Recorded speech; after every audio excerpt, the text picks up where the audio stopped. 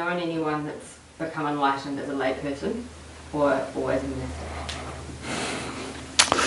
Have I met... or in time, has there been anyone known? Yes, I mean, there are definitely examples in the time of the Buddha that are recorded in the suttas of lay people achieving states of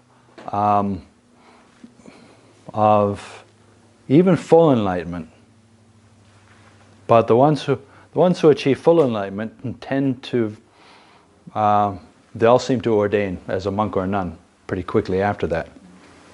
But lesser states of enlightenment, which are still extremely profound, they're not lesser states. But there were some examples of people who, for whatever reason, remained as they didn't ordain as a monk or a nun, for whatever reason. Now, in modern times, very difficult to find an example that I trust as being the real thing. Because in Thailand, there's a certain cross-verification that happens between meditation masters. And it's not based on, my perception or what I think or what other young monks would think, but generally based on different meditation masters,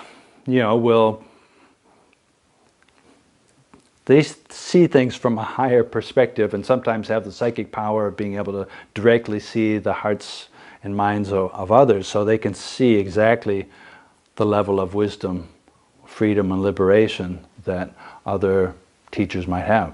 And so there's a certain cross-verification process.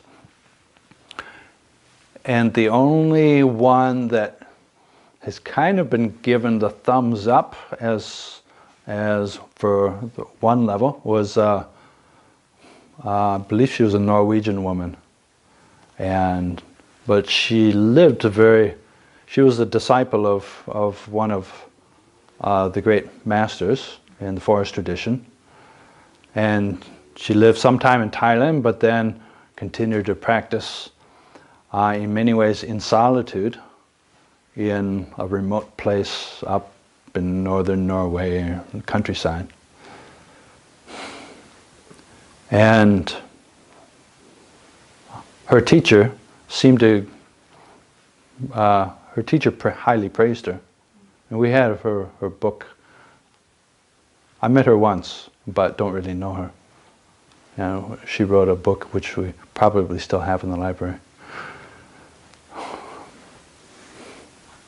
But of living people, within my lifetime, or recent lifetime, that's probably the best example. There are examples of, how in Thailand, formerly the nuns community was not fully ordained, but you still had women who were totally committed to kind of living monastic life, even if they were keeping 8 precepts, as nuns. So there were examples of highly revered meditation masters who were women, who were disciples of Ajahn Mun.